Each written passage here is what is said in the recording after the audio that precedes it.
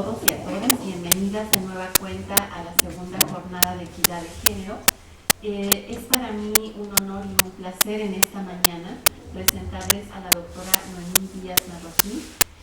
La doctora Noemí es una profesora de nuestra facultad con un amplio trabajo, como ahorita lo leeré en su currículum, y verdaderamente eso comentábamos, digamos, fuera del aire, que el trabajo que ella presenta el día de hoy es un tema, pues por demás, complicado, no solo en el sentido de la problemática per se, sino afectivamente para quienes se dedican a esto y bueno, para todos y todas, es algo que, como ya veremos, resulta por demás interesante, así que yo le agradezco de antemano que haya aceptado nuestra invitación para participar en la jornada. La doctora Noemí es doctora en Psicología por la Universidad Nacional Autónoma de México y su tesis precisamente fue en torno al modelo de formación para profesionales en la atención de la violencia de género contra las mujeres en el contexto de pareja. Ella tiene una especialidad en terapia familiar y de pareja por el Instituto Personas, es especialista también en terapia de pareja por la universidad y tiene una maestría en Psicología Social por la UNAM. Actualmente, como les comentaba, es profesora de la Facultad de Psicología por más de 25 años y está adscrita actualmente a la maestría en terapia familiar y al programa de prevención y atención de la violencia en la pareja. Actualmente es jefa del Centro de Servicios Psicológicos Dr. Guillermo Dávila, que se encuentra dentro de nuestra Facultad de Psicología y está a cargo del programa de formación de profesionales en la prevención y atención de la violencia en pareja. Sus principales actividades son tanto la impartición de cursos, talleres y conferencias acerca precisamente del problema de maltrato en la pareja, así como en la capacitación a estudiantes de psicología y a profesionistas que atienden la violencia familiar. Entre ellos vale la pena destacar, justo por la idea que planteábamos ayer de la multidisciplinariedad, médicos, abogados, abogadas, trabajadores y trabajadoras sociales, psicólogos y psicólogas y terapeutas familiares. Todos ellos capacitados en modelos de atención y prevención precisamente de la violencia familiar. Desde hace más de 20 años, la doctora Noemí se dedica a atender parejas y familias desde un enfoque sistémico con perspectiva de género. Que dicho sea de paso, también ha sido una carrera difícil de incorporar o hacer este cruce entre la perspectiva de género y el trabajo clínico, por lo que también es algo de aplaudir en su currículum. Es investigadora del núcleo multidisciplinario sobre el derecho de las mujeres a una vida libre de violencia, Cecilia Loria Cerviñón, en el Instituto de Investigaciones Jurídicas de la UNAM. Ha participado en congresos nacionales e internacionales, ha colaborado en investigaciones nacionales y transculturales, es coautora de varios libros y autora de un modelo de intervención psicológica para mujeres víctimas de violencia, así como de un modelo y protocolo para el tratamiento de hombres violentos con su pareja. Ha publicado artículos en revistas internacionales y ha asesorado más de 30 tesis de licenciatura y maestría. Es miembro de la Asociación Mexicana de Terapia Familiar, de la Asociación Internacional de Terapia Familiar, de la Sociedad Mexicana de Psicología, del Colegio de Académicas Universitarias y de la Asociación Mexicana de Medicina Conductual. Como verán, les dejo con alguien más que una experta. Les pido un aplauso y una cordial bienvenida.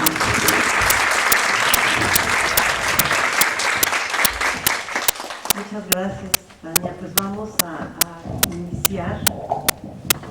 No me quiero parar porque sentada es como si me amarraran, como si me taparan la boca. Me cuesta trabajo. Bueno, el tema que vamos a ver el día de hoy es el tratamiento de hombres violentos con su pareja, y le puse el título de Luces y Sombras porque no es fácil trabajar con hombres violentos y porque, como van ustedes a ver, la efectividad del tratamiento con ellos es baja hasta ahorita.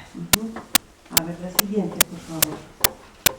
Bueno, vamos primero a revisar algunos aspectos de la subjetividad masculina, cómo se construye la subjetividad masculina. Esta se construye primero como la de hombres hombres y mujeres con identificación con la madre, nacemos de una madre, estamos simbiotizados primero con la madre, apegados a la madre, y los hombres tienen que alejarse de la madre, para poder identificarse del padre se tienen que retirar de la madre. Esto para ellos es complejo porque por una parte la necesitan mucho y por otra parte para poder ser aceptados. Es como si fuera el canto de las sirenas, ¿verdad? De los hombres, pensando en el imaginario, que los llaman a formar parte de su grupo, tienen que alejarse entonces de ella. Esto ya de inicio genera un conflicto, que unos lo resuelven mejor que otros. En general, y me voy a centrar en el hombre violento, pensando que no todos los hombres son violentos, pero el tema de hoy es el hombre violento. De ahí que surja un miedo a la femineidad, porque si se acercan a la madre, tendrán miedo de ser atrapados otra vez por ella y entonces rechazados por su grupo, por el de los hombres. Entonces tienen miedo a ser femeninos, pues, ¿verdad? Y se alejan de la madre. Muchas veces me dicen, ¿y cómo van a aprender el lugar del padre si el padre está ausente? En gran cantidad de familias el padre está ausente. Está ausente en un sentido, pero hay un rol masculino que se aprende en ausencia, ¿no? Entonces, de todas maneras, este rol masculino y este lugar del padre se aprende de todas las normas culturales en las que estamos viviendo. La siguiente, por favor. Nos dice Bonino que para que los hombres logren este ideal de autosuficiencia, estamos pensando en una masculinidad tradicional. Hay nuevas masculinidades con sus complejidades que en alguna otra ponencia la escucharán, pero el rol tradicional masculino tiene este ideal de dominio y de control y de ser autosuficiente. Para lograr esto, nos dice Bonino que la masculinidad y que la subjetividad masculina se construye a través de 4 pilares. Lo leen como las manecillas del reloj. En el pilar 1, la hipótesis es que la masculinidad se construye por desidentificarse con lo femenino, ¿no? O sea, para poder ser considerado hombre no se debe de tener nada de femenino, ¿sí? Aquí hay entonces un primer pilar o un primer conflicto. En el segundo pilar, la hipótesis es que la masculinidad se valoriza por identificarse con el padre. Como vimos, se desidentifica de la madre, se identifica con el padre y de ahí que se considera ser una persona importante. Piensen en los niños que mi padre, mi papá, puede todo. Mi papá es como Superman, mi papá es lo máximo, ¿no? Mi papá puede, todo lo puede. Mi papá es una persona importante y yo quiero ser como mi papá. En el pilar 3, la masculinidad se construye sobre la base de la violencia. Esto es, para poder ser considerado hombre, tiene que ser, este hombre tiene que demostrar que es a través de la violencia y que no tiene sentimientos de empatía hacia los demás y que se expone a todos los riesgos que hay. Entonces, de ahí que se va construyendo la violencia en el hombre como manera de relacionarse. En el pilar 4, la masculinidad se construye en la lucha o rivalidad contra el padre. Ya se identificó con él, el padre es lo más importante, ahora lo quiere superar y rivaliza con él.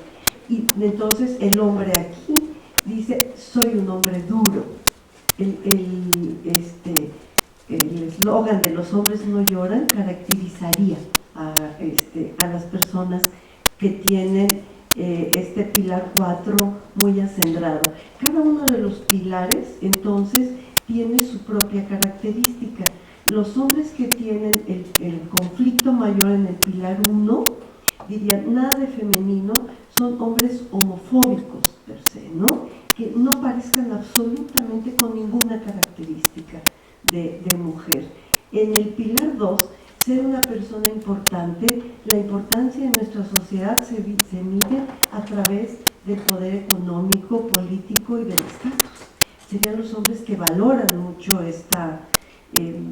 estos logros. En el pilar 3, mandar a todos al diablo, son los hombres que son característicamente violentos hacia los otros, y el de ser un hombre duro es el hombre sin sentimientos, que no llora y que nada lo conmueve, ¿no? Como el hombre de acero, vaya. La siguiente, por favor. El hombre violento, pues no nos vamos a detener mucho en la subjetividad porque nos vamos a centrar más en el tratamiento, ¿verdad? Pero sí algunas características del hombre violento. A raíz de esta construcción de la subjetividad, el hombre violento tiene definiciones rígidas de masculinidad y feminidad. No estoy diciendo que solamente dentro de la familia se va construyendo la subjetividad. Estamos en un contexto en donde todo esto es lo que se favorece, y el contexto sociocultural permea hacia la familia y permea hacia la individualidad y viceversa. No somos seres aislados. El contexto sociocultural, el macrosistema, nos influye, y nosotros lo influimos a su vez. Entonces, tiene definiciones rígidas de masculinidad y feminidad. Los hombres deben de ser así, las mujeres tienen que ser así. O sea, no hay matices. Y estas dos maneras de ser hombres y mujeres son excluyentes. Son complementarias, son excluyentes y son desiguales. Las características o los roles que se le asignan a los hombres son roles de mayor privilegio social que los roles o características que se les atribuyen a las mujeres. O sea, no damos más datos, pero vieja el último, pareces marica, todo esto habla de esta desigualdad en los roles. Ser mujer es de mucho menor estatus, pues, y tener los roles femeninos es de mucho menor estatus que tener los roles masculinos. A las mujeres se nos dice que somos emotivas y los hombres racionales, y en nuestra sociedad se valora la racionalidad sobre la emotividad, por ejemplo. Y bueno, no es de género la plática. Entonces seguimos. De ahí que ellos minimizan, es otro de sus características, minimizan y justifican la violencia. Siempre dicen, cuando tienen una conducta violenta, siempre dicen, no es para tanto, no fue para tanto. Claro, sí, le pegué o la empujé, pero es que estaban las escaleras ahí, o sea, yo no la quise lastimar. Además, ella me provocó. Siempre, o sea, la justifican, no fue por mí, sino por la conducta de ella, o siempre por una conducta externa, ¿no? Porque estoy muy estresado, porque bebí alcohol, porque siempre hay una atribución externa que es la que justifica la violencia y minimiza, por tanto, su actuar y su responsabilidad. El tema de la responsabilidad de la conducta en los hombres violentos es realmente el tema a tratar, porque no se responsabilizan de la conducta, de su conducta. Este es el punto que hay que abordar terapéuticamente. Tienen, por tanto, una ceguera selectiva. ¿Qué quiere decir? Los hombres que son violentos, como todos los seres humanos, pues tienen sus partes oscuras y sus partes luminosas, ¿no? Entonces tienen una parte que también puede ser una parte bondadosa, una parte cariñosa, una parte cuidadosa. Entonces solamente ven esa parte que ellos tienen y no ven su parte violenta. Generalmente dicen, no sé por qué ella me abandonó, si yo la he apoyado mucho, cuando su papá estuvo enfermo, yo estuve ahí con ella, yo la apoyé en el hospital. Puede que eso sea cierto, probablemente eso es cierto, pero entonces niega la parte violenta y se queda con su parte más positiva. Por eso decimos que tiene una ceguera selectiva hacia su propio proceder. Generalmente afirman que hay violencia cruzada. ¿Qué quiere decir? Dice, nos lastimamos mucho, nos faltamos al respeto, hablan en plural siempre. Esto como una manera también de no asumir su propia conducta. Quiere decir, claro que hay violencia cruzada, por supuesto que hay violencia cruzada, no la estamos negando, pero no, ellos atribuyen a ambos la responsabilidad, siempre tratando de decir, ella empezó, ella provocó. Ajá. Otra manera de no asumir su responsabilidad. Tienen una baja autoestima y dependencia, lo que llamamos, tienen un apego inseguro muy fuerte, son hombres muy dependientes, que su mayor terror es al abandono. No hay cosa que les dé más miedo y que entren realmente en un estado de estrés muy alto, que cuando la mujer les dice te voy a dejar, o cuando de hecho los deja. Así que esta fachada de hombres duros y de hombres violentos se desmorona rápidamente, son solo fachadas para su inseguridad. Tienen celos y actitudes posesivas. Creo que los celos es una de las características que van casi siempre de la mano con la violencia, porque los celos tienen esta motivación de controlar y de dominar, y como ellos lo que quieren es controlar y dominar, pues entonces la manifestación lógica son unos celos, y celos restrictivos. Esto es, no haces esto, no vas a tal lado, no te vistes de esta manera, no. Ajá. Porque las mujeres también somos celosas, y aquí que alguien lo niegue. Las mujeres también somos celosas, pero la manifestación de los celos es diferente. En las mujeres la manifestación de los celos es el reclamo, el drama, ir a hacer una escena en el trabajo de él, ¿sí? Entonces es desde una posición de subordinación, no desde la posición de privilegio. Que una mujer le diga a él, no te pongas esos pantalones tan entallados que se te ven muy bien, no creo que proceda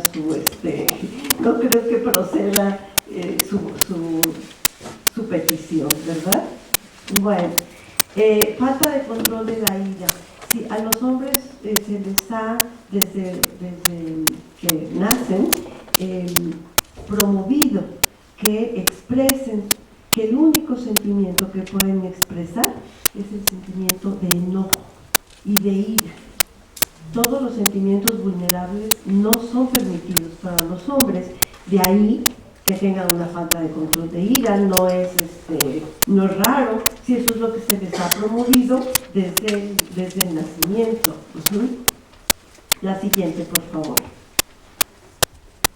Hablar de una tipología de los hombres violentos es controvertido, porque nosotras las feministas decimos, pues un hombre violento es potencialmente cualquiera, ¿no? No hay una tipología, pero como una forma de ir nosotros como psicólogos, empezar a diferenciar a unos tipos de otros, nos ayuda terapéuticamente. Entonces, tomemos todas las tipologías con reserva, pero veamos de qué manera nos son útiles a la hora que tenemos a una persona enfrente. Hay violentos que son por el lugar, hay violentos que son solo en el hogar y otros que son violentos en general. Los que son violentos en el hogar son más peligrosos en el sentido de que tienen como dos caras, porque dentro de casa son pueden ser tremendos, autoritarios, violentos, sin empatía, sin respeto hacia los demás, y fuera de la casa son encantadores, hombres educados, personas razonables. De ahí que entonces una mujer que vive con un hombre violento y viene a decir que su marido le hace X o Y, es mucho más difícil que le crean cuando es violento solo en el hogar. Y de repente dicen, no puede ser, si es un hombre maravilloso, pues maravilloso fuera, pero no maravilloso dentro. Hay otros que son violentos en general y que se andan peleando por todos lados, ¿verdad? Desde que en todos, adentro y afuera y en el trabajo, estos son más fácilmente identificables. ¿Por qué? Porque van a manifestar su violencia en todas partes. Por alteración psicológica, fíjense que hay agresores psicopáticos y es muy baja de hombres violentos, según los reportes de investigación, solo entre el 2 y el 10% de los hombres violentos los podríamos considerar agresores psicopáticos. A la hora de los juicios,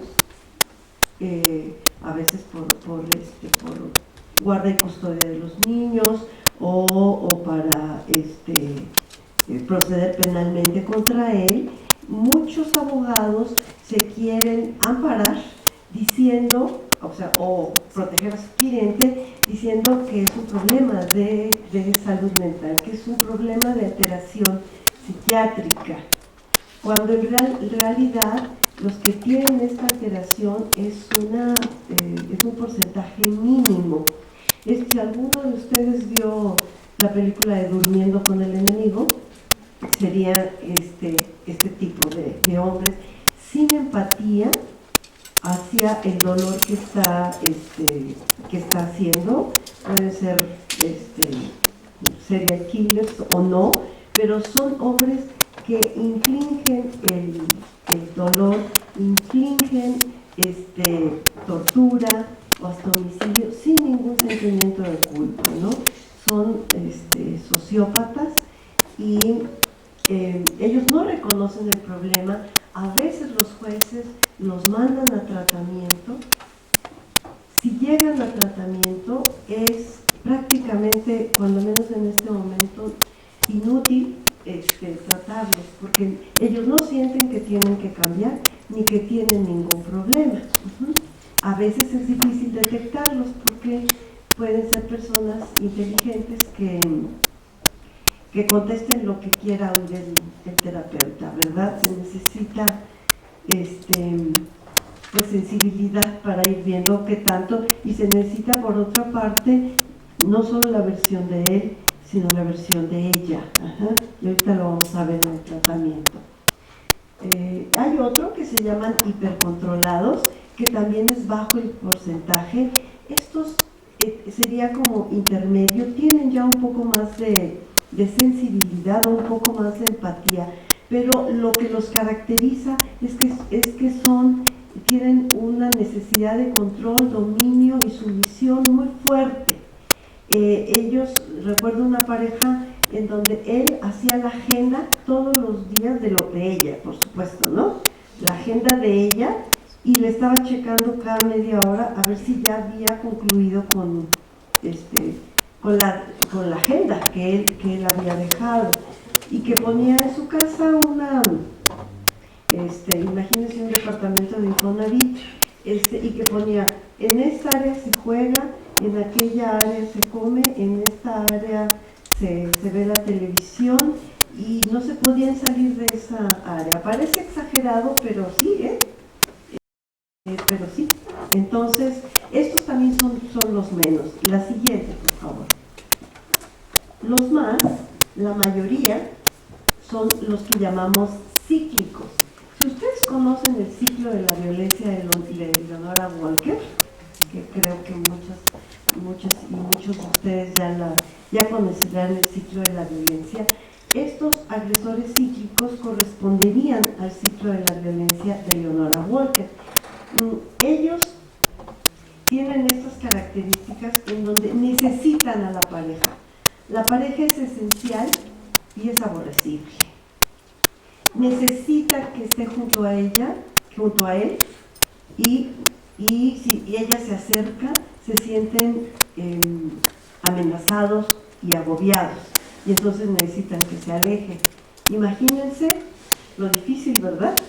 O sea, casi imposible de hacer. Necesito que estés cerca y a la vez que te alejes. Necesito que cuides de mí, pero necesito que no me molestes. Entonces, tienen una dependencia muy encubierta, temor a ambas cosas, temor a la intimidad y temor a la lejanía. Son emocionalmente inestables, pasan de los estados de ira descontrolada a estados de llanto y arrepentimiento, a veces sincero. Y de repente estallan y de repente ya están muy tranquilos, ¿no? Lo que más temen es el abandono y culpan a la pareja por lo que les pasa. O sea, la atribución es externa de todo lo que a ellos les pasa. Tienen la siguiente, por favor. En general, tienen en el ciclo de la violencia, en el ciclo emocional de ellos, podríamos ver 3 fases, básicamente. Por un lado, la primera fase, donde ellos van acumulando la tensión. A lo mejor las demás personas no lo notan, pero las personas muy cercanas como la pareja sí que lo notan, porque tienen lo que se llaman filtraciones, es decir, pequeñas como estallidos. Piensen en un volcán y que echa exhalaciones, ¿no? Que solamente las personas que están muy cerca las detectan. Puede ser un cambio en la coloración de la piel o en el tono muscular. A veces la mandíbula se tensa muchísimo y hasta puede temblar. Otras veces algún movimiento brusco. Son como exhalaciones, ¿verdad? Si pudiésemos hacer una metáfora. Tienen pensamientos en esta etapa de acumulación de la tensión, un monólogo interior que les llamamos una rumiación de pensamientos obsesivos, generalmente acerca de la pareja. Puede ser relacionado con los celos. Ya se tardó, seguro que ya se fue con otro, o seguro que ya se entretuvo, ya se vistió de esta manera, perdón, seguro porque ya anda buscando o porque ya, ¿sí? No tuvo la sopa, es porque ya no me quiere, porque ya no le importo. O sea, rumiación, pensamientos obsesivos. Tienen dificultad para describir sus emociones, no saben lo que les pasa, lo que sienten es mucha tensión y una estimulación aversiva interna que en un momento dado explota. No vamos a describir todo el ciclo, pero cuando llega la fase aguda de la explosión, pueden ellos caer en un estado de semiconsciencia. Dicen, es que perdí el control y no supe qué pasó. Muchos de ellos realmente no saben qué sucedió. Tienen un estado alterado de conciencia, pero donde su inconsciente está muy alerta, aunque el consciente no, ellos, la víctima pues está en un callejón sin salida ya en ese momento de la fase aguda. Es insensible a todas las señales. Ahí dice insensible a las señales de ella, pero no tan insensible. Les voy a decir por qué.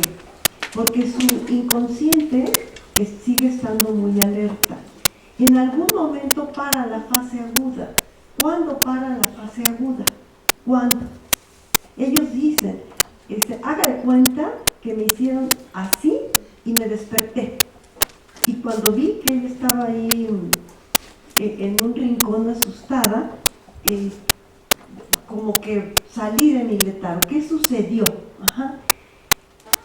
Una hipótesis es que el inconsciente les alerta de que ella ya está sometida, porque si el objetivo de la violencia es el poder y el control sobre el otro, en el momento que ven a ella sometida ya totalmente, ya no hay necesidad de ejercer más violencia. Ya. Si ustedes, y les recomiendo películas, porque me gustan mucho las películas, si han visto la película de Te doy mis ojos, y si no, véanla, en el momento que ella, cuando él empieza a estallar y que ella del miedo se orina, en ese momento él despierta. Ya ella está absolutamente vulnerable. Ya no hay necesidad de seguirla lastimando. Y entonces viene la siguiente etapa, que es la del arrepentimiento. Aquí en el arrepentimiento es importante decir que en general los hombres que ejercen violencia se arrepienten no por haber hecho uso de su privilegio de control, sino porque se les pasó la mano en la fase aguda. O sea, ellos dicen, me debí de haber controlado, pero el me debí de haber controlado no es debí de haberla respetado, debí de haber, no, sino es no debí de haber llegado a tanto, ¿sí? En general. Entonces están viendo la dificultad para tratarlos, ¿verdad? Porque se arrepienten, pero por la intensidad de la explosión, no por el hecho de todo lo que llevó a la explosión. Y las mujeres se sienten culpables también y se arrepienten porque sienten que ellas lo provocaron, ¿sí? Que ellas fueron las que indujeron a la fase aguda. Porque se vistieron así, porque se tardaron 10 minutos más, porque por lo que sea, porque le contestaron feo, porque lo que sea, ¿sí? Entonces, los dos se arrepienten, pero se arrepienten por cosas diferentes. En el arrepentimiento, ellos llegan desde la negación, ay no fue para tanto, hasta pues hasta decir sí, pero voy a cambiar, no vuelve a suceder esto, ¿no? Pueden minimizar la gravedad y la frecuencia y también minimizan su responsabilidad. En esta etapa buscan que otras personas intercedan por ellos, familiares, amigos, para que todo vuelva a la normalidad. En esta etapa en general es cuando buscan terapia. Y muchas veces el terapeuta lo buscan como aliado para que ella no lo abandone, para que ella regrese, para que todo vuelva a ser como antes era. Y le ceden el poder a ella en forma temporal, solo en forma temporal, para después regresar al mismo ciclo. La siguiente, por favor. Bueno, la siguiente. Hay toda una controversia si se justifica el tratamiento a hombres violentos con la pareja. En general, muchas feministas dicen que no, que los recursos son pocos y que entonces los recursos hay que llevarlos hacia las mujeres, porque los hombres es muy difícil que cambien y entonces estamos perdiendo dinero y esfuerzo. Esta es una postura. Hay otras posturas. Y yo digo, se justifica.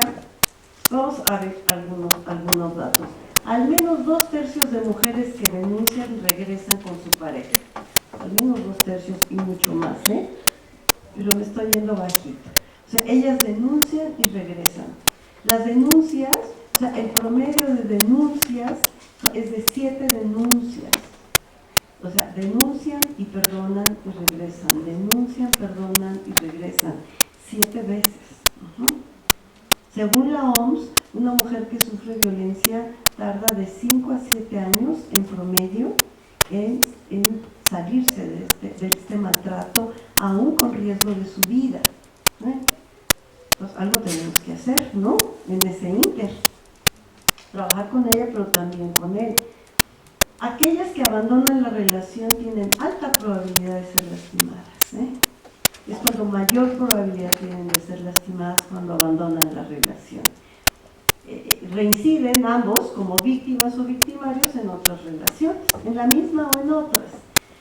Ciertamente las medidas penales son necesarias, pero no son suficientes. O sea, claro que las medidas penales ayudan porque mandan un mensaje de no impunidad, pero nosotros sabemos cómo es la justicia en nuestro país. Entonces, que se vende al mejor postor. Y en general los hombres tienen más dinero que ellas, ¿no? Por otra parte, si los meten a la cárcel, en algún momento tienen que salir, ¿no? Y salen iguales o peores. Entonces, algo tenemos que hacer.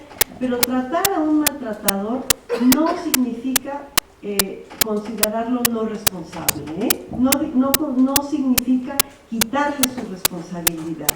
El tratamiento, la función del tratamiento es para que asuma su responsabilidad como objetivo último del tratamiento. La siguiente, por favor.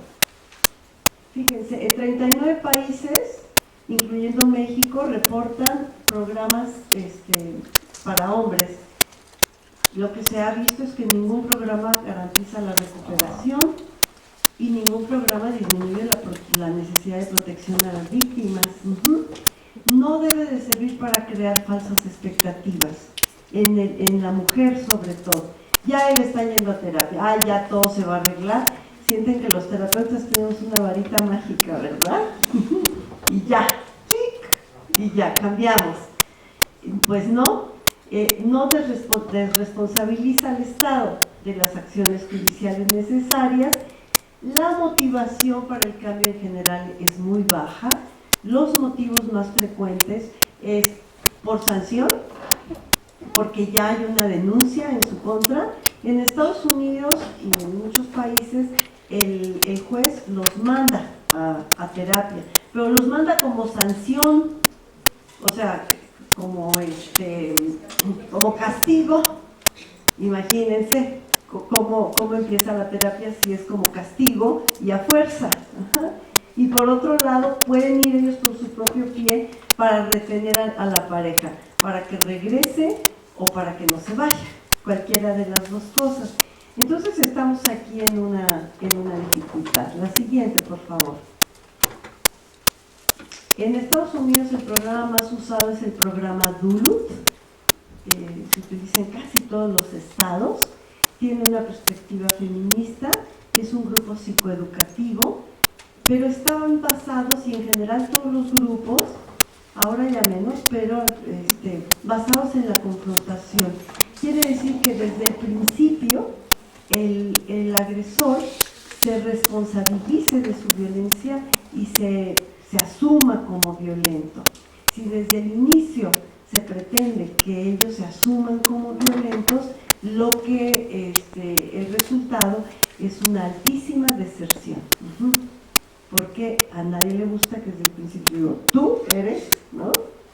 O tú eres un drogadicto, o tú eres un violento, o tú no. Ese sería, o sea, la responsabilidad de la violencia es la meta, ¿sí? No el inicio. No podemos iniciar con eso, porque entonces pues nos vamos a encontrar con muchas dificultades. El programa largo del programa Duluth tiene 26 semanas, pero solamente termina el 27%, o sea, son 6 meses. Solamente termina el 27%, aún con mandato judicial, ¿no? Y el programa corto es de 8 semanas, y yo diría que cambia en 8 semanas.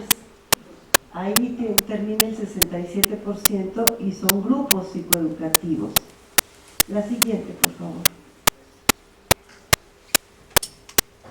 Se disminuye, en general lo que se ha visto, se disminuye a corto plazo la violencia física y psicológica grave cuando las personas que están en tratamiento, de un 30% en los casos que terminan el programa.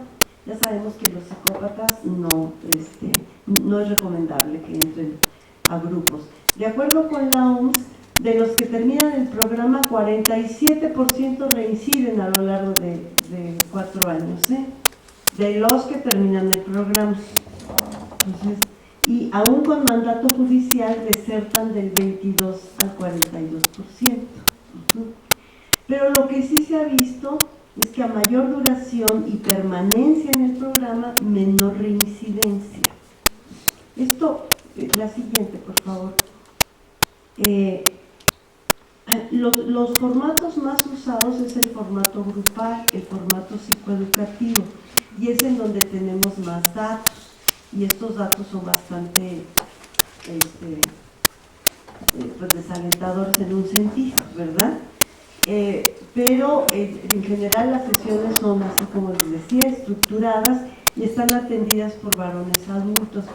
Otra dificultad es que en muchos de los grupos no están atendidos por personas entrenadas clínicamente, sino están atendidos por exagresores o personas de buena voluntad que no siempre tienen la formación y el manejo para trabajar con estas emociones y con estas y que puede que ellos mismos no hayan resuelto cantidad de sus problemáticas y que lejos de ayudar se identifiquen y haya una transferencia y contratransferencia ahí que no se maneje adecuadamente, ¿no?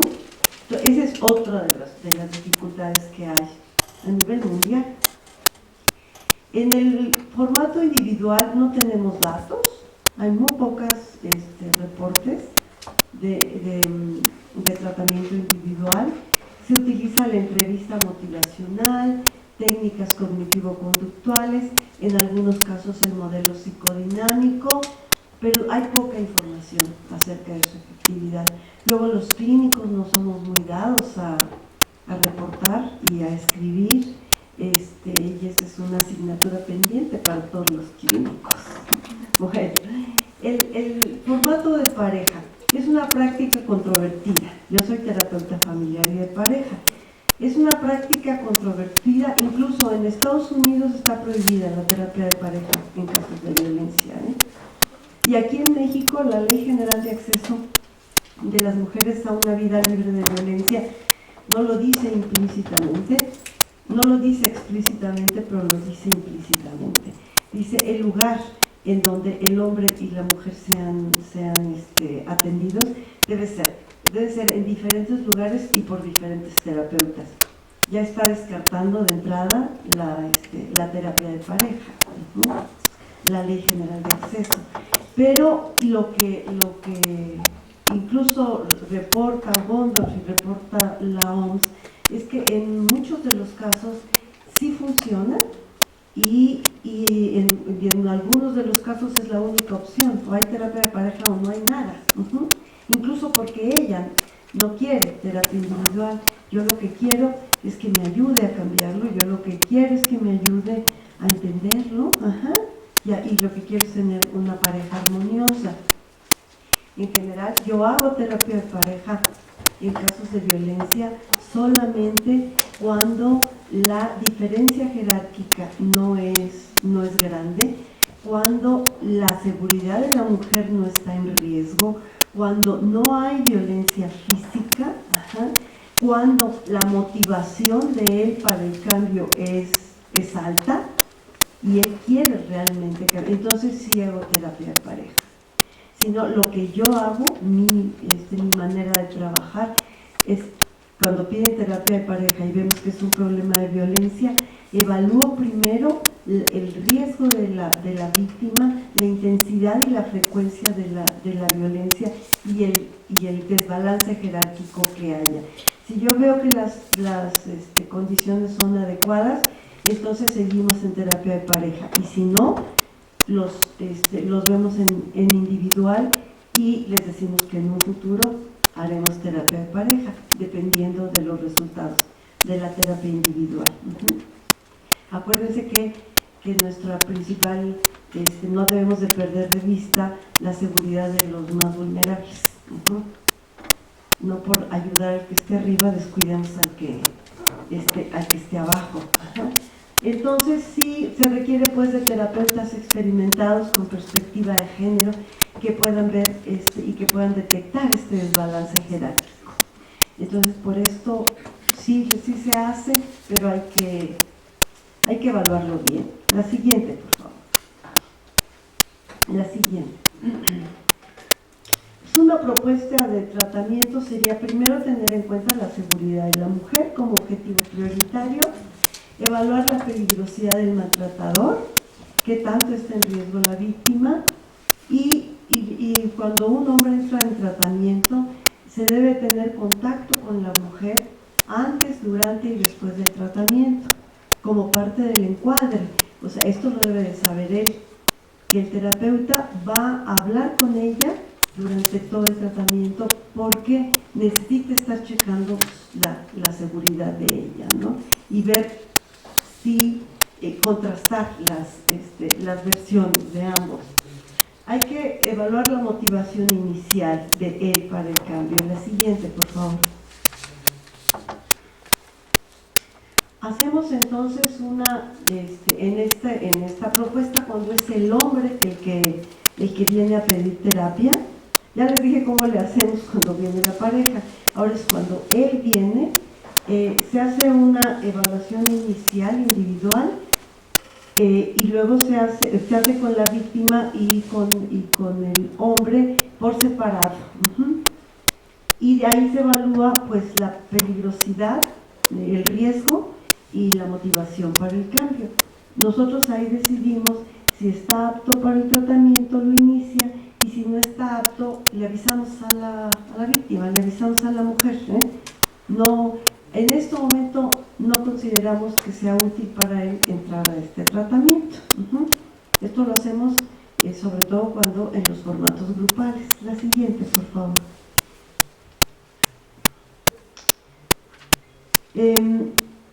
Hay que evaluar el grado de rigidez en la comunicación. En general, nosotros podemos ver cuando los hombres están muy reacios a aceptar su violencia, un monólogo en donde están hablando de ella todo el tiempo, de lo que ella hace, de la culpa de todo lo que sucede. Se le debe de advertir que las sesiones se van a centrar en él y no en ella. Y aquí hay una cosa importante. Hay que aclarar que el objetivo de la terapia no es que la pareja siga unida, no, y eso hay que aclarárselo a él, sino que él pueda resolver los conflictos de una mejor manera. Ya muchas veces cuando les queda claro que no es para que la pareja siga unida, se van. Entonces, estén preparadas para la deserción. No es que ustedes sean malos terapeutas, es que la deserción es altísima de todas maneras. Pero lo que hemos visto, que a mayor capacidad de empatía del terapeuta, mayor probabilidad de motivación. Aquí la parte de la empatía es una parte muy importante, porque nosotros tenemos que empatizar con la persona, ¿sí? Pero no quiere decir que estemos justificando la violencia. No justificamos la violencia y le ponemos nombre a la violencia como una conducta que es un delito, que no es justificable, pero empatizamos con él como persona y empatizamos con su sufrimiento, ¿sí? Pero no con su conducta. Esto es difícil, Es difícil para los terapeutas. Si un terapeuta considera que no puede empatizar con este hombre, será mejor que no lo trate, porque se va a enojar con él, va a reaccionar también de una manera poco adecuada terapéuticamente, y pues la terapia no va a ir para ningún lado.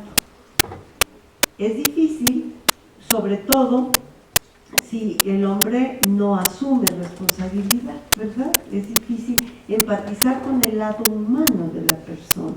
Pero piensen que, como todos los seres humanos, somos seres que sufrimos. Y podemos nosotros empatizar con ese lado de sufrimiento. Y enfatizo, pero no con la conducta. La siguiente.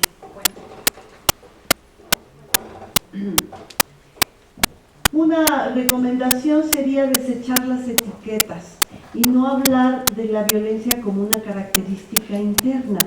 O sea, no decirle usted es un hombre violento, sino usted es un hombre con conducta violenta. Esto es una manera de empezar a poner afuera la conducta de la persona y con una mayor posibilidad de cambio.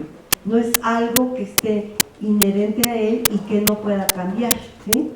Las conductas se pueden cambiar, lo que está inherente a uno no se puede cambiar. Se pueden iniciar preguntas de reflexión para ir induciendo la motivación de las personas. Le podrían decir qué cosas podría perder si se sigue comportando así. Ajá. ¿Qué cosas ha perdido? ¿O qué le gustaría recuperar? Ajá. O sea, preguntas reflexivas que no sean confrontadoras y agresivas. Acuérdense que la confrontación sin empatía es agresión. Entonces, se confronta cuando hay un telón de fondo de empatía. Si no, es agresivo. Una de las de los elementos que hay que tomar en cuenta es abordar su historia de maltrato. ¿Qué quiere decir esto? Fíjense que piensen que a veces solamente van a tener una sesión con él, una o dos sesiones, por el alto índice de deserción. Traten en esa una o dos sesiones de contactar el lado humano de él, y una manera que yo he visto que es útil es abordar inicialmente, aunque después lo hagan de una manera mucho más profunda, su propia historia de maltrato en general. Es alto el porcentaje de hombres violentos que han sido violentados de niños como víctimas directas o indirectas de la violencia. Entonces, que hablen de sus experiencias de niños. Esto los puede ayudar a ir empatizando con ellos, y les puede ayudar también a ustedes como terapeutas de ver que esta es una persona que sufre, y que en este momento ellos hay otra manera también de contactar desde el inicio los sentimientos vulnerables de él, es a través de los hijos, ¿sí? Es lo que, si ellos fueron niños maltratados, ¿qué sentían ellos? ¿Cómo lo vivieron? Que recuerden a ese niño, ¿qué le hubiera gustado cambiar a ese niño? ¿Qué sentía? Ajá. Y que entonces puedan empatizar con los sentimientos de su hijo. ¿Cómo creen que su hijo o hija se está sintiendo? ¿Qué le gustaría dejarles a estos hijos o hijas que él no tuvo? ¿Sí? Aprovechen la primera y dos sesiones para empezar con esto.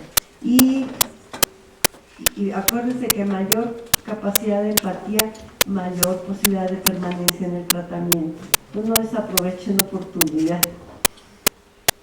Habría que evaluar las condiciones de maltrato actual. Estamos evaluando la pertinencia de ser incorporado al tratamiento, e introducir desde el primer momento que hay otras maneras de responder a los conflictos. Insisto, aprovechen las sesiones que tengan con ellos, porque nunca se sabe si regresan o no regresan. La siguiente. Les decía que uno de los principales problemas es la motivación para el cambio. Estas es las 6 etapas del cambio de Prochaska y Clemente, que nos dice que las personas pueden estar en una etapa de precontemplación, esto es sin ninguna motivación, ahorita vemos cada una de contemplación, otra de determinación, de acción, de mantenimiento o de recaída. La siguiente, por favor. Acuérdense que la motivación aquí en general es baja. En una etapa de precontemplación, la persona niega el problema. Dice, lo que ella dice es falso, ella me provoca todo el tiempo, no me deja en paz. La que tiene que cambiar es ella, doctora, ella está loca. Ella también me maltrata, ¿sí? además yo puedo controlarme cuando yo quiera. Bueno, la siguiente. Ella en la etapa de contemplación empiezan a mostrarse ambivalentes y a tener duda entre cambiar y no cambiar. Dice, cada vez me doy más cuenta de que mis enfados me hacen daño. Creo que sí, la violencia es un problema, creo, a veces, a lo mejor sería interesante aprender algunos trucos o algunas formas que me ayuden a controlarme. Les da risa, pero sí así dicen. El problema es que ella nunca cede. Pero ya no podemos seguir así, pero yo no sé qué hacer. O sea, ya ven, ya aquí ya se muestra una cierta ambivalencia. La siguiente. Ya cuando están motivados para cambiar, ya que están aceptando, dice, pues desde hace 2 semanas no he tenido conflictos con ella, estoy decidida a venir a tratamiento y poner de mi parte para estar bien. Ya cuando están aquí ya estamos en camino de la hacienda, aunque puede haber recaídas, por supuesto, que es otra de las características. La siguiente. Ya en una etapa de acción, ya ponen en marcha conductas diferentes y hablan de esto que hicieron o que no pudieron hacer. Y acuérdense que como en todos los procesos de motivación hay recaídas. ¿Sí? Nosotras, hablando de mí, digo, ahora sí ya me voy a poner a dieta. Me pongo a dieta, estoy 5 días a dieta y el 6º, me echo un atracón y ahí está la recaída, pero puedo volver a empezar, ¿verdad? Y así sucesivamente. Lo mismo pasa, pues también tienen recaídas, pero con mayor probabilidad tienen posibilidad de volver a retomar el tratamiento. La siguiente, por favor. La siguiente. Ya se ve el mantenimiento. La propuesta es que haya un proceso de tratamiento de cuando menos 1 año. Acuérdense que a mayor tiempo, a mayor duración del tratamiento, menor probabilidad de reincidencia. Que sea cuando menos 1 año de tratamiento, que se alternen y que vayan en paralelo terapia individual con terapia grupal, porque ambas son útiles para la persona. Y hemos visto la utilidad de una y la utilidad de otra. Ahora también, según las investigaciones, a los 4 años han reincidido la mayoría. Entonces la propuesta es que haya tratamiento y que luego haya seguimiento, que haya cada 6 meses sesiones para ver cómo van y así para ir monitoreando. Sería como una revacunación, ¿no? Porque se necesita y que vayan acompañados en este proceso de cambio.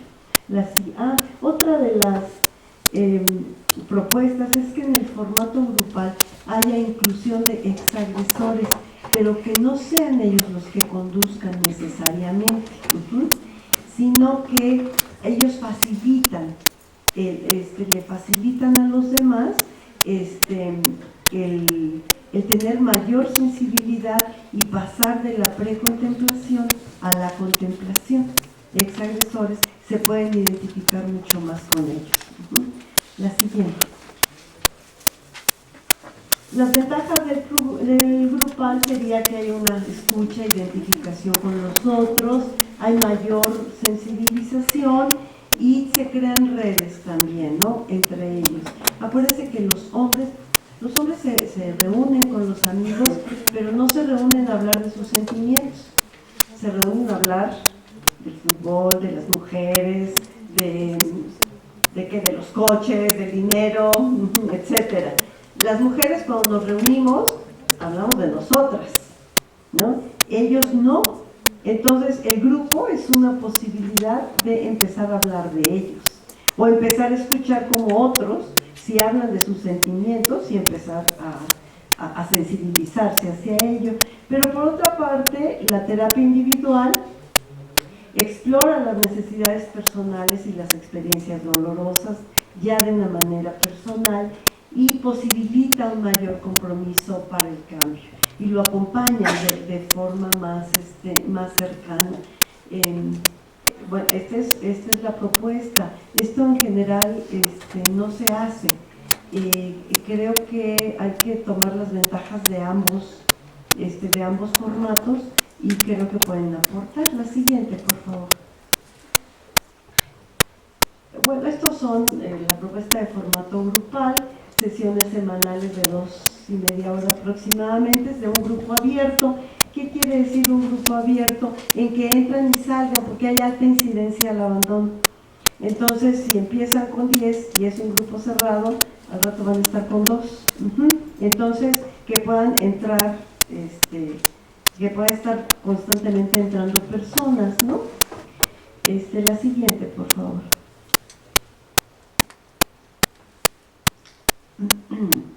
Bueno, los lineamientos generales para el grupo y para cualquier terapia, pues es el respeto, ¿no? Pero sí en grupo es muy importante el respeto a los sentimientos de los otros y la confidencialidad, ¿eh? O sea, lo que se dice en el grupo no sale. Los hombres pueden decir afuera lo que ellos dijeron, pero no lo que otros hombres dijeron, ¿no? O sea, hay que cuidar mucho esto. El reflejo, que es cuando él habla de algún sentimiento, el terapeuta se lo regresa con un cierto grado de elaboración, para que vaya un poco más allá en el sentimiento de lo que él dijo. Hay que tomar en cuenta en todo momento la seguridad de la mujer y volvemos a recalcar que no hay etiquetas, ¿no? Que es un hombre con conducta violenta, pero no un hombre violento. Y hay que tomar en cuenta pues que va a haber una resistencia al inicio. La siguiente, por favor. Algunas preguntas reflexivas para que iniciar con la motivación y con la sensibilidad de que el hombre piense, a lo mejor si tengo algún problema. Algo así, algunas, nomás les voy a leer algunas. ¿Qué cosas le han hecho pensar que esto sea un problema? ¿Qué dificultades ha tenido cuando se ha comportado así? ¿De qué manera su pareja se ha visto afectada? ¿Qué hay en su manera de comportarse que pueda parecer preocupante a los ojos de otros? ¿Qué cree que podría pasar si cambiara su comportamiento? ¿El que esté aquí es algún indicio de que quiere cambiar su comportamiento? Y después decir, no, es que me mandaron. Bueno, ya pueden ser. Y entonces empiezan a saber con qué cuentan. O sí quiero cambiar, no sé cómo. Algunas cosas quisiera cambiar. ¿Qué le hace pensar que este es un buen momento para realizar cambios? Acuérdense que algo que decimos los terapeutas, ¿por qué ahora? ¿Verdad? ¿Por qué es en este momento por lo que viene? Algo sucedió afuera o adentro que lo hace en este momento pedir ayuda. ¿Cuáles serían las ventajas de realizar un cambio? ¿Y qué le hace pensar que pudiera lograrlo? ¿Qué fortalezas ven usted que le puedan ayudar a realizarlo? ¿Qué cosas ve que le puedan dificultar este cambio? ¿Cómo? Son algunas ideas de preguntas con las que ustedes pueden iniciar para que ellos vayan reflexionando acerca de su conducta y su deseo de cambio. La siguiente, por favor. Bueno, las técnicas en formato grupal, en general, los grupos son psicoeducativos y las técnicas en formato grupal son estas algunas solamente, ¿no? Que pueden encontrar muchos ejemplos y ahondar en la literatura acerca de estas técnicas. Registro de sentimientos agresivos, reestructuración cognitiva, aquí solo las leo, no me detengo en ellas porque no tenemos tiempo, pero desarrollo de asertividad, relajación, o sea, las técnicas de relajación para ayudarlos a controlar la ira son muy útiles, porque acuérdense que se van sintiendo como el volcán en ebullición antes de que explote, les pueden ayudar con relajación y con imaginería a que disminuya este sentimiento aversivo de estar a punto de explotar y regresar a un estado más tranquilo y con más calma. El tiempo fuera es otra técnica muy utilizada. Son técnicas que Perrone les llama técnicas evitativas. ¿Qué quiere decir? Que evitan que estalle la violencia, no resolutivas, esto es, no solucionan el problema, pero sí lo evitan. Entonces, pues hay que empezar por evitarlo mientras se solucione, porque si no, podemos poner en riesgo a los demás, ¿no? Análisis de la familia de origen. Les había yo dicho que abordar la historia del maltrato del hombre violento es fundamental para que él detecte sus sentimientos vulnerables y para que vea los patrones violentos que ha habido en su familia y cómo estos mandatos se le han metido para comportarse de esa manera. Y no para justificarse, decir, es que así éramos todos y así era mi papá, no, sino para decir, yo ya no quiero continuar con eso, ¿no? Yo puedo cambiar. Un hombre que no cambió, me decía, no, doctora, violentos todos mis amigos, no, esos sí son violentos, no, yo nada más una vez en 15 años, una vez he mandado a mi esposa al hospital. Eso no es nada, ¿no? O sea,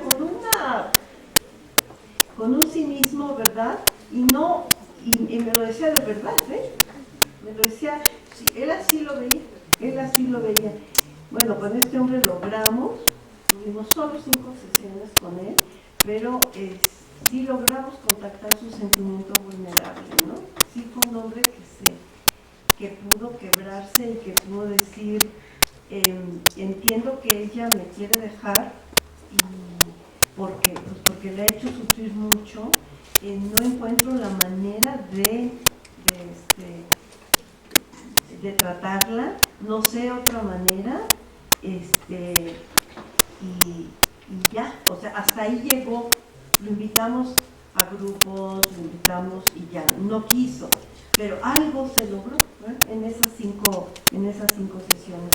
Ella lo abandonó después de mucho trabajo con ella también, pero al final lo abandonó. Control de la respuesta de celos, y en general lecturas, cine, debates. En el grupo se divide en 3 fases, ¿no? Se decía que son 2 horas, 2 horas 15 o 2 horas y media, en donde la primera parte es algún aspecto, algún tema que se vaya a tratar, que puede ser roles de género, que puede ser sexualidad, que puede ser control de impulsos, o sea, los temas que depende del grupo se han elegido para tratar.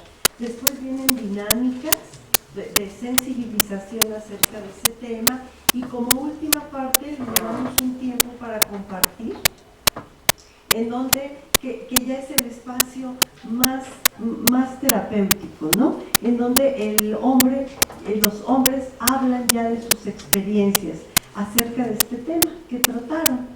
A veces hablan de lo que les pasó en la semana, que tuvieron alguna explosión o cuando se pudieron calmar, en fin, ¿no? O sea, ya este es el momento, el cierre, es este tiempo para compartir, el momento más terapéutico y luego vendría un cierre. En general así es como lo organizamos. La siguiente.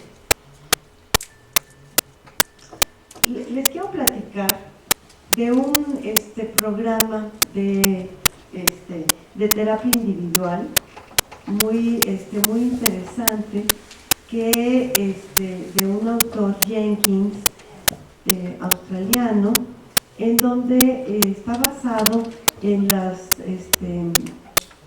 en las terapias posmodernas de respeto hacia la otra persona, de acompañamiento hacia la persona y de no imponer los ritmos.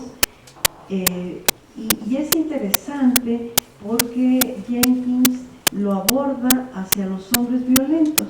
Entonces, ¿cómo empatar las terapias posmodernas con un hombre violento? Lo que yo he visto y les quiero compartir es que se puede aplicar este modelo de invitación a la responsabilidad de Jenkins una vez que el hombre ya tiene una mayor sensibilidad, o sea, una vez que el hombre que ya no está en la etapa de precontemplación, que ya está cuando menos en la etapa de contemplación. Entonces sí ya podemos empezar a explorar con él aquellos elementos que lo están llevando, haciendo tener esta conducta violenta. El nombre además es muy sugestivo, ¿verdad? Invitación a la responsabilidad. Les decía yo que el objetivo de todo tratamiento, en el caso de hombres violentos, es que se responsabilicen de su conducta. Ese es el objetivo. Entonces, quisiera presentarles cómo lo propone Jenkins. Él dice que todas las explicaciones causales sobre la violencia, todas las explicaciones que nos hablan, por ejemplo, de lo que les hablaba yo de la construcción de la subjetividad, las explicaciones psicodinámicas o algunas otras, incluso algunas otras explicaciones feministas, dice, o promueven, no es que no sean ciertas, pero que promueven muchas veces en el hombre que se desresponsabilice y diga, es que no es mi culpa, ¿no? Es que así me hicieron, es que yo nací en una sociedad machista, es que mis papás así me trataron, es que, o sea, como si esta causa de la violencia fuera entonces una característica inherente de él, y que esta explicación causal incluso dice, cuando los terapeutas nos preguntamos por qué es un hombre violento, por qué este hombre es violento, lo que estamos nosotros trayendo a nuestra mente es una causa de que él sea, y que para efectos de tratamiento no tenemos que buscar las causas. Nos puede ayudar, les decía, como para empezar a ver el panorama y todos aquellos factores que están influyendo, pero si buscamos las causas, no podemos tener pocos elementos para el tratamiento. Esto lo propone él. Él dice que en vez de causas, él nos invita a buscar las restricciones. Habla de la teoría de las restricciones. ¿Qué quiere decir teoría de las restricciones?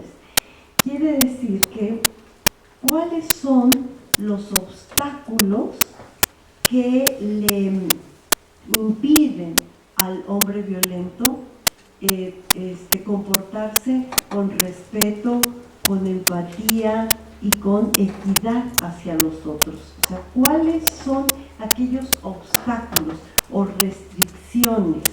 No cuáles son las causas. Parecería que es un cambio de nombre solamente, pero es un cambio de enfoque, porque las restricciones pueden ser muchas y hay que buscar cuáles son las restricciones en este hombre que le están impidiendo comportarse de una manera adecuada. Las restricciones pueden ser sus hábitos, pueden ser sus creencias, los roles de dominio, sumisión, el sentimiento de ser dueño de los otros. Este es un obstáculo, pues una restricción que tienen muchísimos hombres. sienten que por el privilegio masculino ellos tienen derecho a los otros y derecho a que los otros hagan lo que ellos consideran que hay que hacer. Dice que otra restricción, y aquí es importante, dice que invita, fíjense, lo puse ahí en cursivas, porque invita a la esposa a que se haga cargo de la violencia, a que se haga cargo de la violencia de él, ¿sí? Dice, realmente quien está soportando toda la relación es ella, y él se desresponsabiliza de su conducta. Entonces es como si él le mandara a ella una invitación, y también se la va a mandar al terapeuta, ¿eh? Por eso hay que estar como muy pendientes. Invita a ella a que se haga cargo.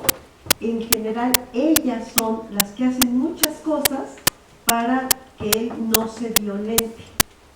Ustedes han escuchado decirle a ella, no contradigas, o decirle a los hijos, no contradigas a tu papá, hay que mantener la fiesta en paz, en alguien tiene que caber la prudencia, ¿sí? O sea, ella está asumiendo toda la responsabilidad de la violencia, y en ese sentido él tiene el permiso, entre comillas, el permiso de explotar, porque los otros, en este caso ella, no hizo lo que tenía que hacer, que era controlar el volcán. ¿Sí me explico? Entonces, esta parte de que ella invita, de que él invita a los demás a que se hagan cargo, lo explora de una manera interesante, y tendremos que estar muy atentos a esto. La siguiente, por favor. Hay varios puntos que Jenkins nos ayuda para que invitemos al hombre a la responsabilidad y no nos dejemos como terapeutas asumir la invitación que nos hace para que nosotros nos hagamos cargo de la violencia de él. Dice, invitar al hombre a manejar su violencia. Dice que hay que hacer visible la violencia, hablar de ella y explorar el significado de la misma. Acuérdense que en general los hombres dicen, es que tengo mal carácter, es que no, bueno, tuvimos un problema, pero no le ponen nombre a la violencia en sí. Él dice, hay que llamarle violencia, hay que decirle su comportamiento es violento, su conducta es violenta, ¿sí? Acuérdense que las palabras no son inocuas y que tienen un significado y una carga.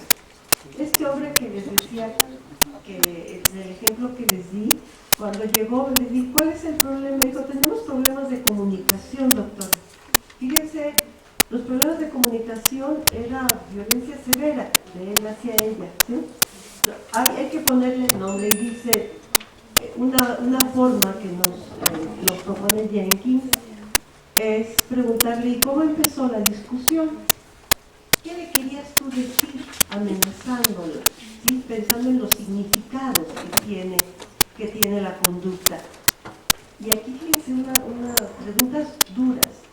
¿Le pegaste con la mano abierta o cerrada? ¿Dónde le pegaste? ¿Viste el daño que le causaste? Es muy duro, ¿eh?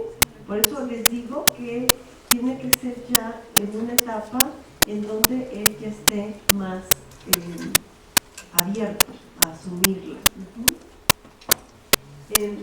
Es la primera vez que hablas de esto. ¿Qué te animó a hablar de tu enojo, del enojo y de la tristeza? Ahí están viendo sus recursos y están tratando de que el hablar de esto es una fortaleza de él, no una debilidad. Están cambiando este significado que él tiene hacia los sentimientos. ¿Qué opinión tienes de tu fortaleza para hablar de la violencia? ¿Qué te decían sus ojos cuando la golpeabas? ¿Qué te animó a venir a hablar hoy del enojo, del miedo,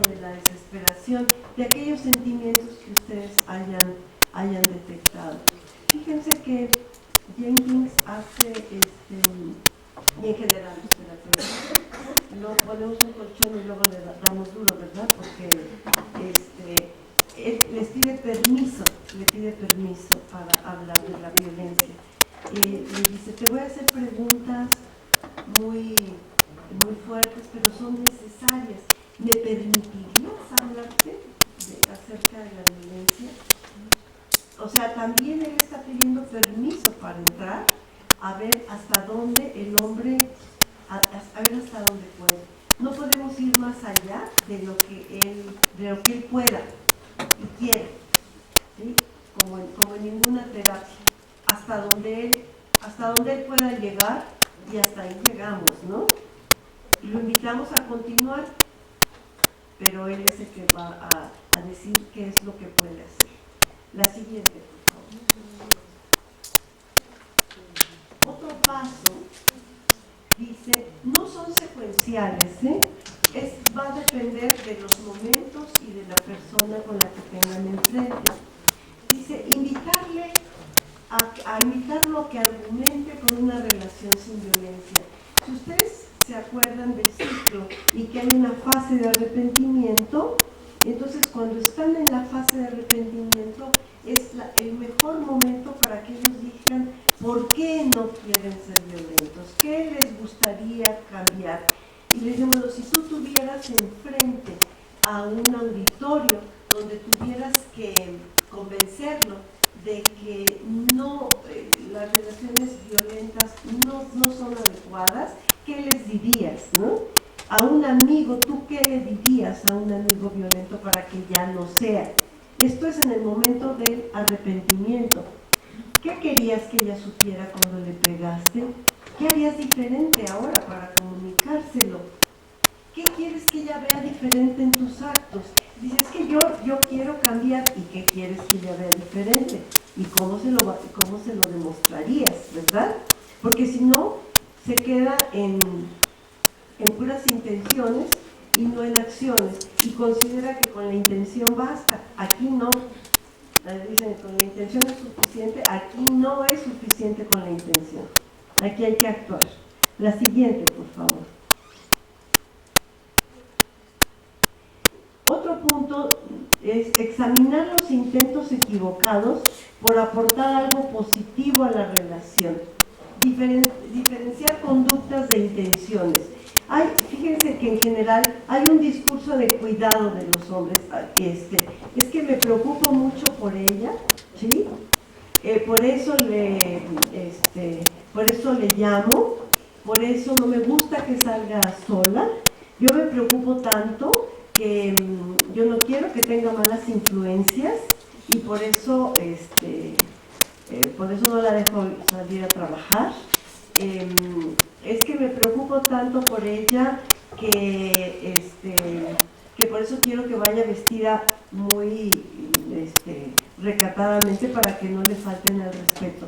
Fíjense que este discurso de cuidado y protección trae atrás un sentimiento de control, y entonces aquí hay que ver el discurso de la diferencia entre el discurso y la intención, ¿verdad? Dice, ¿cómo logras que ella se sienta libre y con tu confianza cuando le llamas 20 veces al día, ¿verdad? Y cuando le indicas cómo vestirse, con quién hablar, etcétera? ¿Tú crees que esa es una manera de cuidar o es una manera de controlar?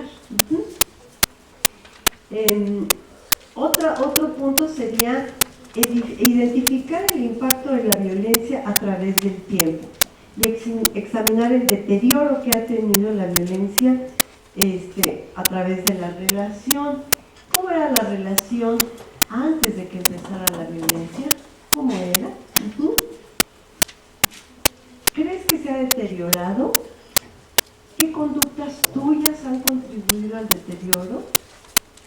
¿Cómo crees que será en el futuro si continúa este patrón? En general, ellos dicen que hubo una época mucho mejor, ¿no? Que hubo una época, quizá cuando eran novios, quizá cuando de recién casados, o quizá en alguna época donde se llevaban muy bien. Y entonces hay que hay que detectar qué pasaba en aquel entonces, qué cosas se han modificado, qué cosas han cambiado para que la relación se deteriore de esta manera. Ajá.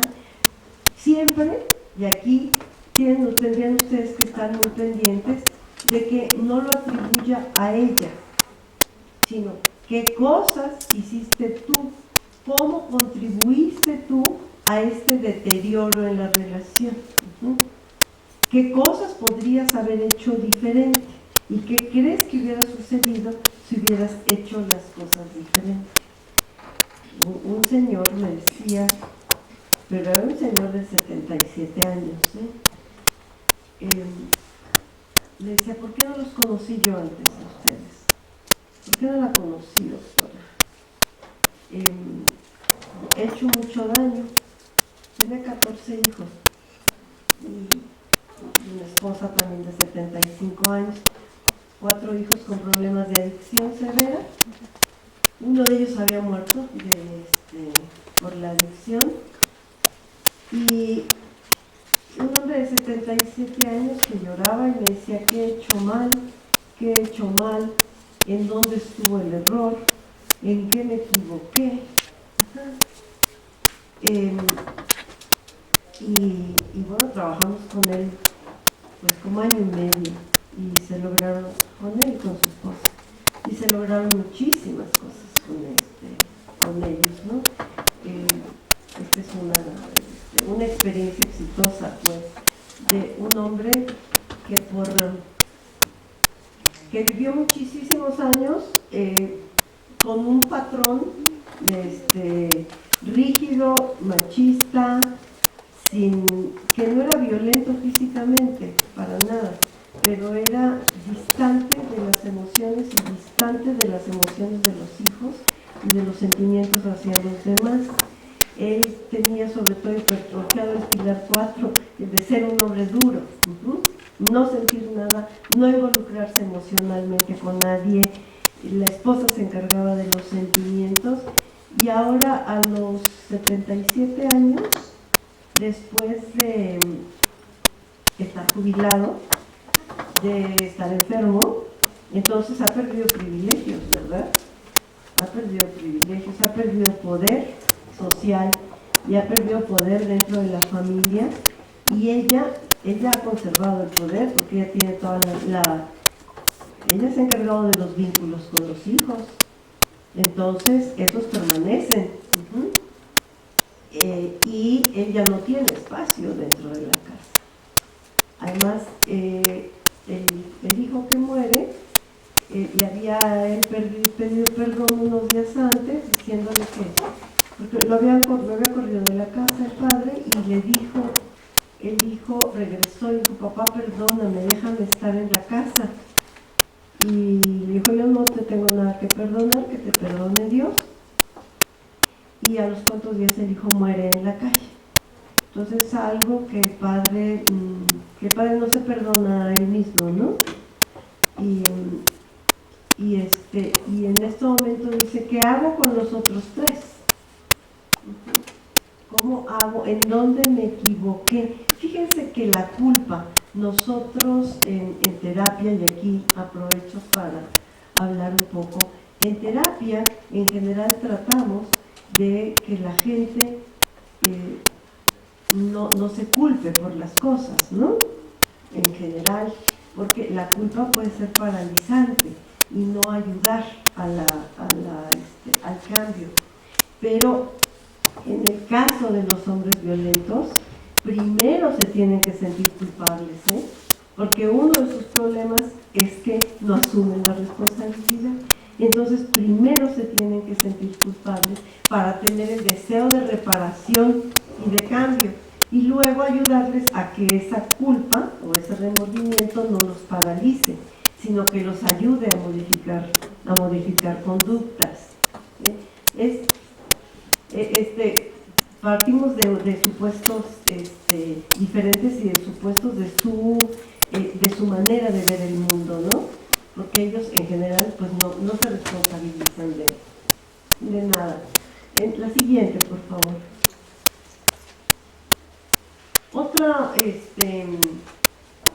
otro punto del que nos habla Jenkins y que tiene que ver con el enfoque postmoderno es ayudarles a externalizar el problema. ¿Qué quiere decir?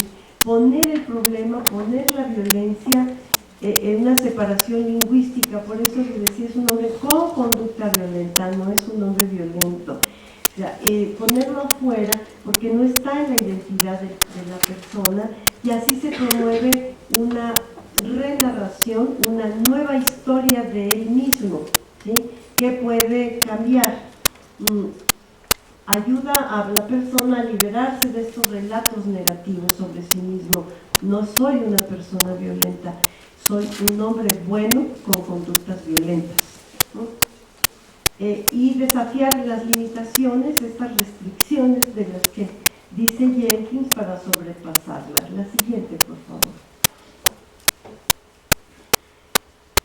Se investiga cómo la dificultad es la violencia en este caso, lo ha dominado y cuáles son sus efectos.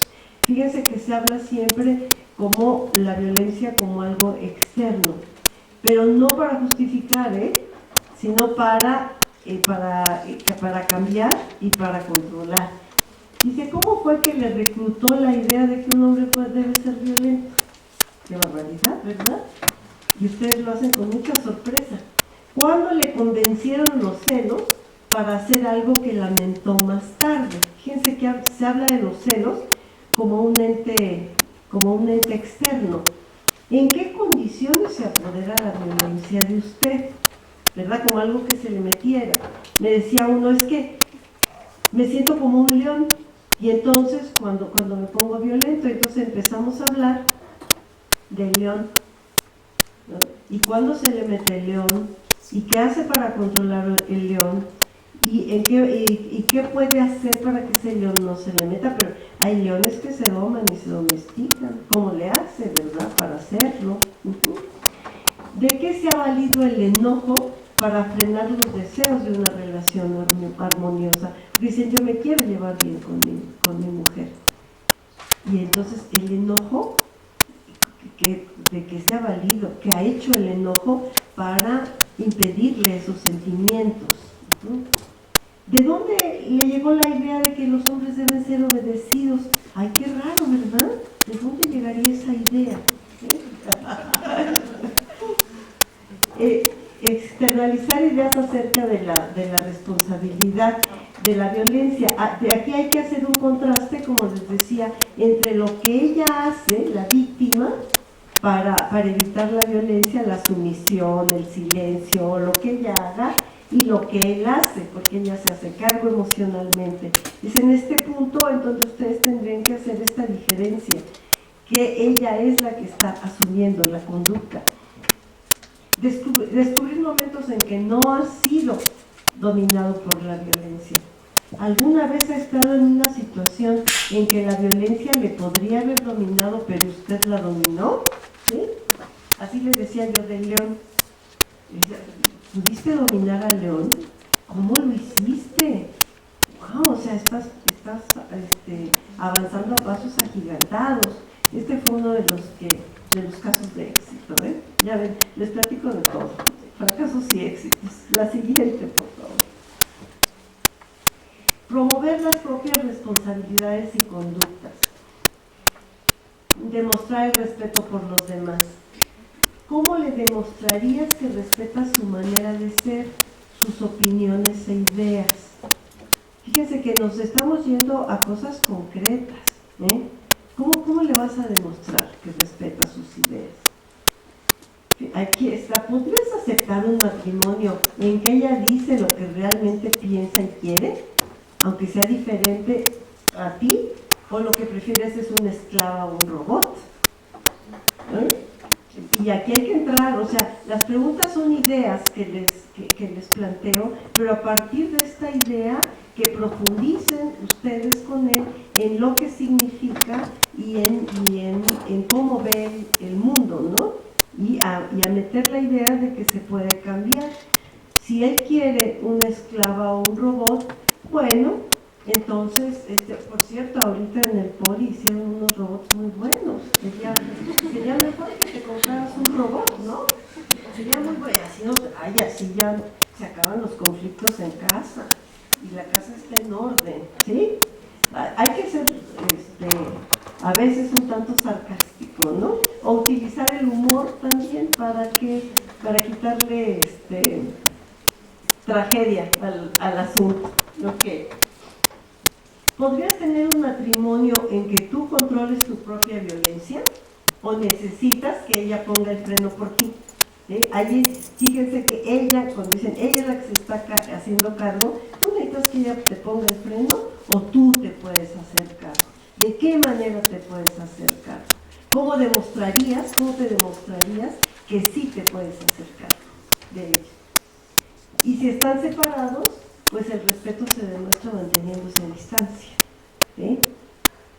Acuérdense que una de las motivaciones iniciales es para que ella no se vaya, o para si se va, que regrese. Y aquí ya llegaron a un punto en donde él ya puede asumir su propia violencia y puede estar dispuesto a que ella se vaya y respetarlo, ¿no? Porque sería la manera que él se está demostrando a él mismo que respeta las decisiones de los otros y que no se considera dueño y señor de los demás. La siguiente. Bueno, para terminar, nada más a manera de reflexión, que después de todo esto que dijimos y todas estas ideas y todos estos elementos que hay que tomar en cuenta, de cualquier manera no hay garantía de efectividad. La motivación al final es la principal variable. Yo lo que creo es que la alta deserción de los tratamientos se debe también a que no hemos encontrado otras formas de abordarlo. Que tenemos, si hay una alta deserción, lo que tenemos es que ir buscando diferentes formas de abordar para ver cuáles son las más efectivas. Porque ante un enfermo, ¿qué hacemos? ¿No nos sirvió esta medicina? Pues lo que hemos estado haciendo es, le damos más medicina, aunque no sirva. O hay otras voces que digan, no, ya no le den medicina, ¿para qué perdemos dinero y esfuerzo? Mi propuesta es, busquemos otras, busquemos alternativas. Bueno, esta es mi propuesta. Yo la he hecho en mi trabajo con mis alumnas y alumnos. También veo que es difícil, que no es fácil. Yo no les digo, ay, si todo con todos los hombres, ya con esto, no. Esta es una propuesta. Hay que seguir buscando y hay que investigar y ver qué métodos son más efectivos, más eficaces y les ayudan más. La motivación es la principal variable. Ustedes saben que para el cambio necesitamos querer iniciar el cambio. Y ya que estamos en el tratamiento, mantenernos en él, o sea, como todos, ¿verdad? Porque es duro, es difícil, no es sencillo. Comprometerse con el cambio y estar abierto a la introspección y a la asunción de la propia responsabilidad. Pero lo que sí considero es que la actitud empática, la actitud de respeto y el contacto con el lado humano del agresor van a favorecer el cambio. Bueno, pues eso es todo. Muchas gracias.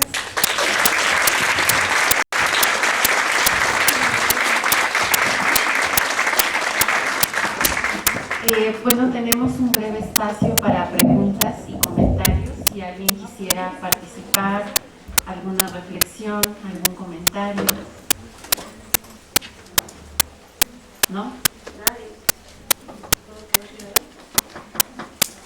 Bueno, yo sí quisiera, aprovechando que está aquí, a ver si hay una pregunta ahí. Sí, adelante.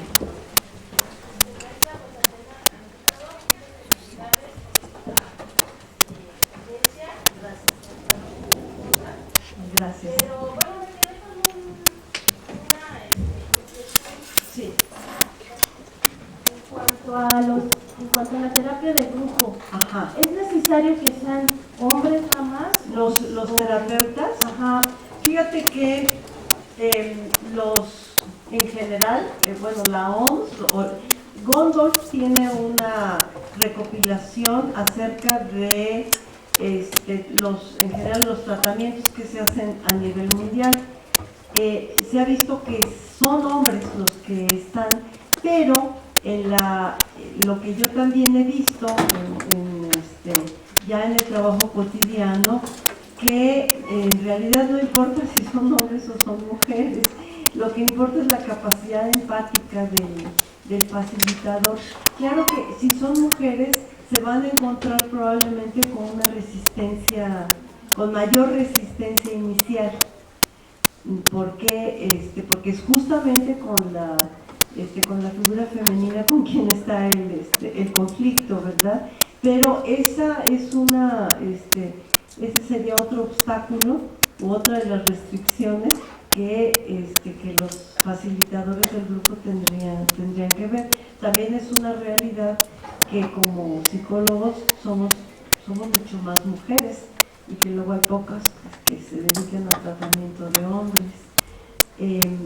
A mí lo que más el formato que más me gusta es que sean un hombre y una mujer los que estén tratando en el grupo, porque es una especie de modelaje también para los del grupo de un trato mucho más respetuoso y equitativo entre un hombre y una mujer.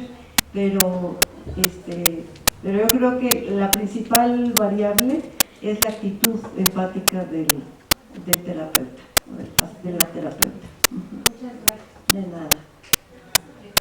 Otra pregunta por ahí, comentario. Sí.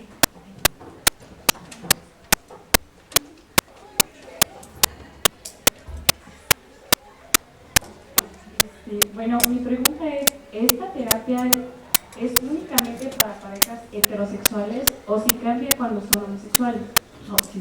Mira, la violencia en parejas homosexuales tiene básicamente en el fundamento las mismas características de la violencia en parejas hetero. Ya sus manifestaciones tienen algunas diferencias. En general, cuando son parejas homosexuales, la violencia es muchas veces más violencia cruzada o violencia bidireccional, aunque en algunas otras parejas sí hay roles de dominio y sumisión muy claros. En general las parejas homosexuales luego tienen una de las áreas de conflicto justamente es la sexualidad y hay que trabajar mucho con esta área de la sexualidad. Tienen la desventaja agregada del estigma social y esta parte del estigma social habría que trabajarlo. O sea, son diferencias, pero en el fundamento es lo mismo.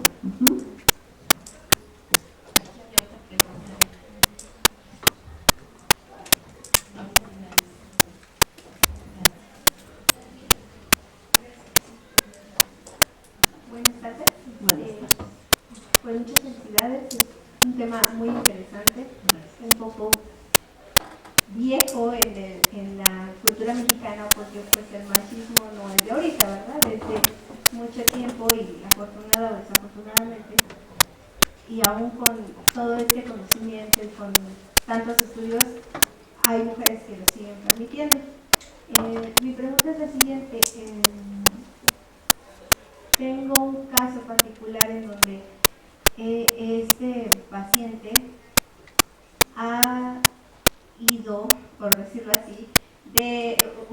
ayuda a otro, vamos aquí, vamos allá, ya leí el libro tal, ya esto, ya el otro, o sea, ya yo creo que ya saben todas las terapias habidas y por haber. Ajá.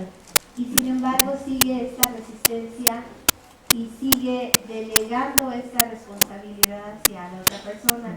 De hecho, este paciente en particular ya perdió a su familia, ya su esposa está aparte con sus hijos. No sé cuál es la situación legal como tal, pero al parecer los frecuenta y todos, y sin embargo en alguna ocasión manifestó, no sabe lo que yo daría por ver a mis hijos, aunque estén dormidos ya, pero verlos en mi casa. Sí. Y sin embargo, entre ese discurso viene otro que dice, bueno, ya, o sea, aceptando esta parte en donde ella ya se fastidió, y dice, bueno, pues espero que algún día yo pueda hacer que ella cambie de opinión. Y entonces, pues yo me quedo con que, bueno, no basta nada más como usted decía, no basta nada más con tener la idea, con tener ese sentimiento, con desearlo, sino qué estás poniendo de tu parte, porque como le comento, ya fue aquí, ya fue allá, ya leyó el libro, ha leído libros, ha leído artículos, y sin embargo, no asume. No asume. Y lo que él ha comentado no nada más ahorita, sino en tratamientos anteriores es, pues es que, o sea, vengo porque pues todos me dicen de, ¿no? Sin embargo, yo así como que, no siento que esto me ayude, yo el día que yo quiera, yo lo puedo cambiar, pero no ha habido el cambio y no, o sea, no encuentro como la solución entre, bueno, ya perdiste tu familia, ya no estás con tus hijos, te ha costado el dolor, ¿no? De ver cómo se van y sin embargo... Sí, parece que no ha logrado contactar con sus sentimientos de vulnerabilidad, ¿verdad? O sea, que ha leído todo, ha estado y tiene quizá un discurso racional, pues, ¿no? O sea, un discurso ya muy hecho, pero que no logra contactar el sentimiento y no logra asumir su responsabilidad. Si él dice, yo vengo porque me dicen, pero yo no veo que tenga yo que esto no me va a servir, ni siquiera tengo necesidad de cambiar, lo que quiero es que ella cambie, ¿verdad? Y se dé cuenta de la maravilla que perdió. Es un hombre que en este momento, y aquí hay que enfatizarlo, estaría en una etapa como de entre precontemplación y contemplación, entre que quiero asumir pero no me atrevo a asumir, y que en este momento no quiere hacerse cargo de su comportamiento. No podemos hacer más que lo que él quiera. Aquí hay elementos que les acabo de decir, lecturas que pueden ustedes, de las que pueden ayudarse, pero no hay garantía de efectividad y los tratamientos no son mágicos. Buenas tardes. ¿Qué tal? Nosotros venimos del pueblo de San Pedro Mártir. Ajá. Hemos estado por allá tomando talleres de equidad de género. Sí. Esto nos ha, bueno, en lo personal me ha ayudado mucho. A mí me gustaría esta plática que yo escuché aquí. Igual yo creo que a nuestra comunidad le favorecería mucho.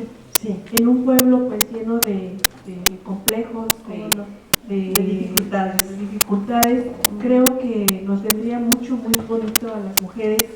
Incluso hemos tenido el taller, sin embargo, hay poca gente, pocas mujeres se atreven a ir a desenmascararnos, a ir a conocernos a nosotras mismas. Sí. Y esto a mí me pareció muy interesante y no sé de qué manera pues, tratar de llevárselo allá a mi comunidad para ver si logramos, no sé, crear más conciencia de que somos nosotras las mujeres las que en ocasiones empoderamos a estos hombres. Pues mira, sí, y aquí quiero hacer un énfasis, se ha hecho que la mujer sea responsable de todo, ¿verdad? Responsables y seguimos todos responsables de la conducta de él. Nosotros la favorecemos y ellos la favorecen, ¿no? O sea, todos tenemos que cambiar. En general, lo que he visto que las mujeres estamos más receptivas, ¿no? Más receptivas al cambio y que nosotras tendemos a sernos responsables de todo, hasta de lo que no nos toca. ¿De qué manera sensibilizar a la población? Creo que ustedes lo están haciendo por medio de talleres, de pláticas, de cines debate, de llevar elementos reflexivos que le ayude a la comunidad a empezar a ver las cosas de una manera diferente. Cuando hacemos talleres para hombres, no ponemos taller para hombres violentos, no, porque no van aquí, ¿verdad? No. O no podemos taller para mujeres violentadas, tampoco, no. Sino les ponemos algunos títulos más atractivos, ¿no? Por ejemplo, taller para mujeres que aman demasiado. Bueno, se nos llenó, ya no podía, ya tuvimos que cerrar las puertas, ya casi había portazos, porque todas querían entrar. Taller para hombres que quieren mejorar las relaciones con sus hijos. Entonces se les entra a través, o sea, ven cómo se entra de una manera indirecta para luego ya enganchar y continuar. El trabajo con la comunidad es importantísimo. Hay que ir sensibilizando a la población porque es una manera de prevenir y de también de que vean lo que están viviendo y empezar a verlo de una manera diferente. Las felicito por estar aquí. Muchas gracias. Yo supongo que sigue habiendo dudas e inquietudes, pero tenemos que dar lugar al siguiente simposio.